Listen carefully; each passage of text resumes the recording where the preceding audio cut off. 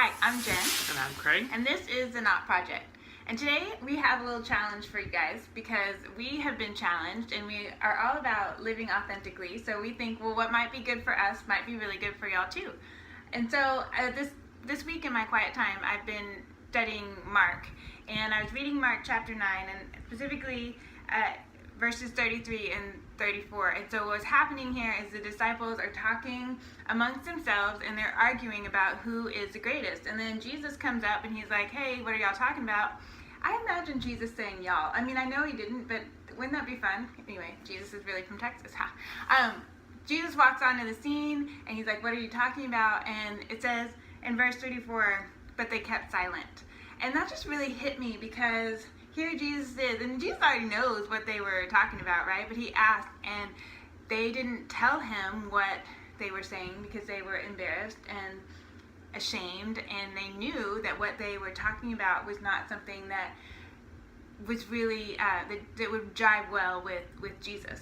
And so I was thinking about in our relationships with each other, in our relationship with our kids, our friends, social media, how would our words changed if we imagined Jesus standing right there in the midst of our conversation, in the midst of us typing on our computer?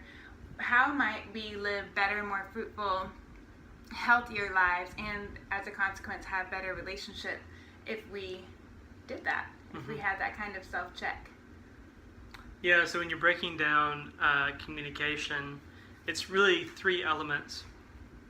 You have what you're communicating, how you're communicating, and why you're communicating it. And so we were looking at those elements in relationship to what the disciples were doing. It's obvious that what they were trying to communicate was who was going to be number one, right? They'd tried to establish a pecking order, and how they were going about it was pretty dysfunctional, right? I mean, with arguing and kind of trying to get one up one another. And we can all kind of imagine how that conversation was going to go. Well, I was here when he did this, or he spoke to me and he gave me this, and then so not only are they extolling themselves, but at the expense of someone else. Yeah. Whenever you're comparing yourself to someone else, you end up debasing someone, either yourself or the other person. Yeah, but the why behind it is that fleshy response to what does it mean to be in the kingdom and get our rewards, and what does that really kind of play out? And when you look at that with the eyes of your flesh, I mean, you're looking at, okay, amasses of wealth and power and prestige, and that's not how the God's kingdom works and how the spiritual kingdom works. So we thought it would be kind of good to kind of go through these things and kind of give you guys some tips on things that have kind of helped us, and as we've been talking about this. And it's the same kind of broken elements, what you're communicating, how you're communicating it, and then ultimately why you're communicating what you're communicating. Right.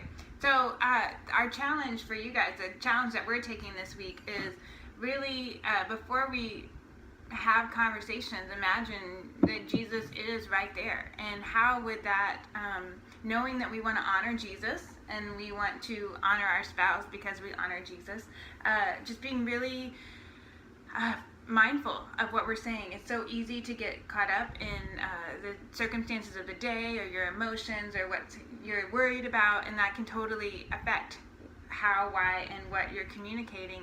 And then the person who is, like, for example, yesterday Craig and I were working in the yard, and I had so much on my mind, and just spiritually, physically, emotionally, all these things are going, and I just kept jabbing at Craig and being huffy and puffy, and he's like, we're on the same team, Jen.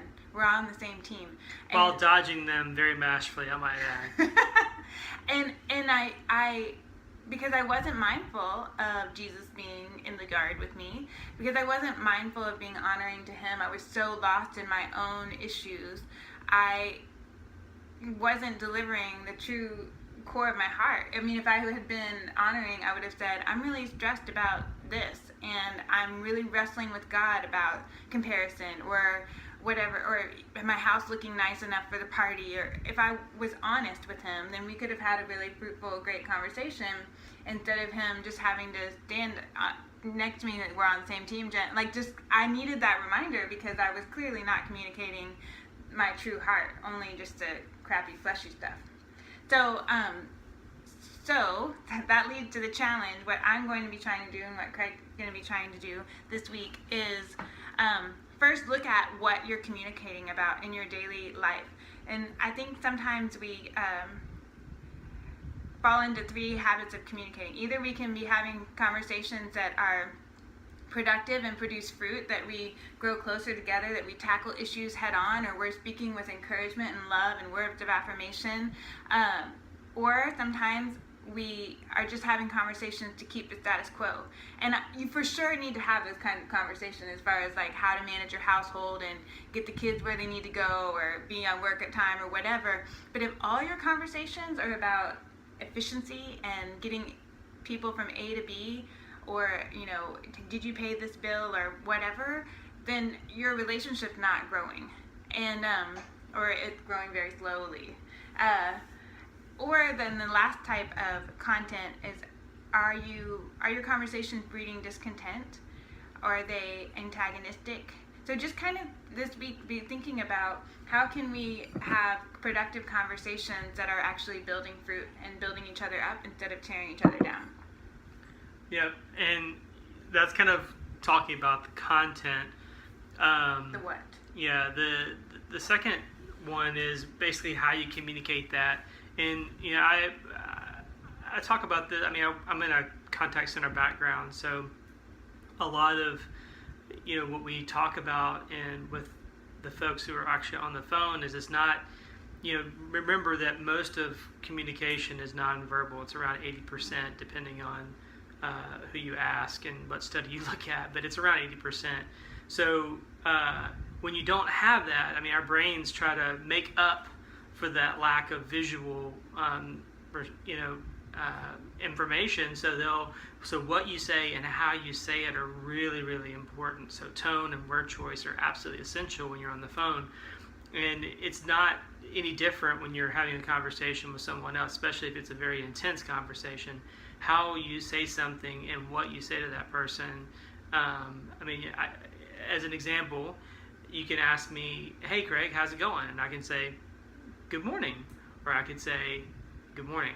And both of those communicate completely 2 different connotations, right? So it's just really, it's important to be cognizant and also to be empathetic to your person that you're talking to see how are they receiving what I'm telling them. If I go ahead and say something to Jen and her face communicates to me shock, disapproval, anger, sadness, then I should pause at that point and go, okay, well, this wasn't intended to make you feel this way, so what's going on? And I can kind of take a pause in the conversation and say, okay, you know, let's kind of restart this and figure out what's up, because it could be that it's not what I was trying to communicate with her at all. It could be something else that was going on, that instead of asking her how her day was, I went immediately into what I wanted or what I wanted to communicate. So those 2 parts are really, really key. You know, what you do it, how you do it.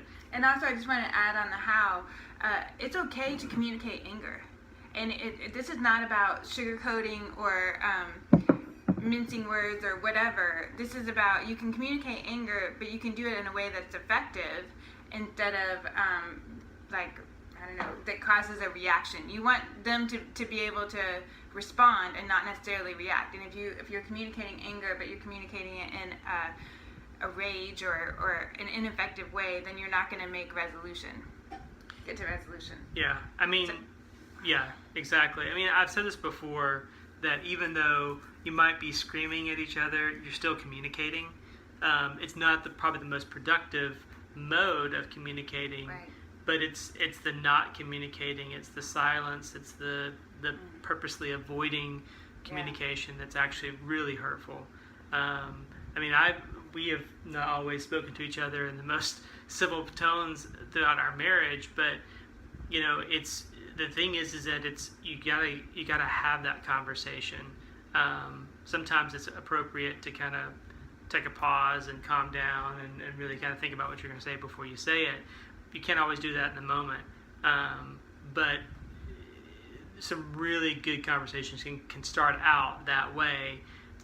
But as you calm down and imagine Jesus in the room, to provide that peace and comfort, it can come really to some it can come to some really cool resolutions. And so that brings us to the last part, the why. Look at why you're having the conversations that you're having, and are you really seeking to be sharpening iron? It's so interesting to me as we talk with couples, and we see they're trying to get to common ground, but they keep butting up against their own issues. And I think that it's so amazing, even though it doesn't feel amazing at the time, but I think God puts us together so that we can help each other work out those issues. And so a lot of times his issues will bump up against my issues. Like, for example, the porn stuff. His porn was his issue. It bumped up against my control issues. And we're both now better people because we've had those issues refined. And I still struggle a little bit with control, but I'm so much better than I was, 12, 15 years ago, right? Yes. Right. For the purposes of this video, we will say yes. Yes. No, truthfully, yes. Yes. So the why behind the conversation, let them be productive, and let God use them. You never know. I mean, I can't tell you how many times we've started having a conversation about A and it ended up on point J or whatever, because God took control of that. The Holy Spirit really took control of that conversation and helped us get to a deeper place than we could have ever intended to go. Yeah, and so when you're looking at the why, you want to be aware of the condition of your heart, and you might be angry about something and you're trying to communicate that to your spouse, but what really is happening is that you're hurt because of some wound that you have in your heart or something that happened earlier in the day, and you're just kind of processing it out. So just be aware of the condition of your heart when you're looking for that why, because it may not be the surface. So like there's an exercise in counseling and psychology where they call it the 5 whys, because if you ask someone why they did something, the surface why, it usually takes 3 to 5 questions of why before you get down to the actual reason. Because we try to self-protect and we try to avoid the hard answers and questions, but the more you dig, that's where the truth is. It's kind of underneath. Yeah, and I think that the whole I think it just kind of came to me. Whenever we're in Jesus's presence, he changes us, and so when we're imagining him in the room, he's already there. It's not like we're imagining. The Holy Spirit is present with us always, and so but it's kind of like when we picture Jesus standing there, we're making a conscious effort to invite him in to our conversations and our lives, and he brings his light, and he sheds light on places that we have tried to keep in the dark. And so I'm just super excited about this challenge, because I think that we could really be radically changed, and that's always exciting to think about, being better and having a deeper, better relationship with our spouse and with our kids and with our coworkers, anybody who comes into contact with us. Because the truth is that the world needs a lot more light. And if we are people of the light, walking in the light, then darkness flees. And that is very exciting in this day and age. Yep. So, all right, we know we're a little bit long this week, but we'd love to hear how your challenge is going, and be on the lookout for a blog post on Wednesday, not written by us, but unprompted by our 13-year-old daughter, who has some words that she would like to share about marriage and words. So, we'll see y'all next week. All right, take care.